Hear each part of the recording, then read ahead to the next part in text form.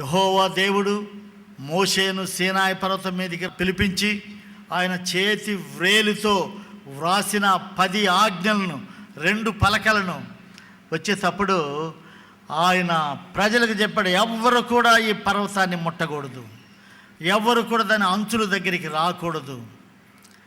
అక్కడ దేవుడు ఒక పెద్ద భూకంపం పంపాడు. నిర్గమకాండం మీరు చూడండి, బైబిల్ ఉన్నవారు 19వ అధ్యాయం 16వ వచనం. 3వ నాడు ఉదయమైనప్పుడు ఆ పర్వతం మీద ఉరుములు, మెరుపులు, సాంద్ర మేఘము, బూర యొక్క మహాధ్వని కలుగగా పాలెములోని ప్రజలందరూ వణికిరి.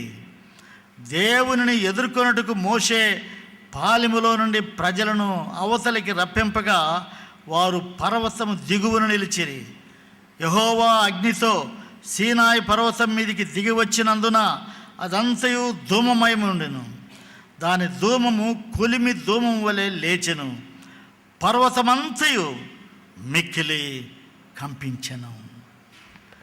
దేవుడు తన చేతి వ్రేలుతో వ్రాసిన ఆ 10 కమాండ్మెంట్స్, ఆ దేవుని ఆజ్ఞలను మానవునికి ఇవ్వడానికి దేవుడు సంకల్పించినప్పుడు మొత్తం ఆ పర్వతం అంతా కూడా వణికినట్టు భూకంపం కలిగింది.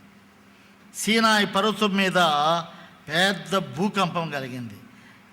యేసు ప్రభు మరణమును గెలిచి లేచినప్పుడు పెద్ద భూకంపం కలిగింది. ఎందుకు? ఆ లేఖనము నెరవేరిందని. నీవు ఆదికాండం నుండి ప్రకటన గ్రంథం వరకు ఏమీ కూడా సందేహించని అవసరం లేదు. లేఖనముల నెరవేర్పు, భూకంపం వచ్చేసింది.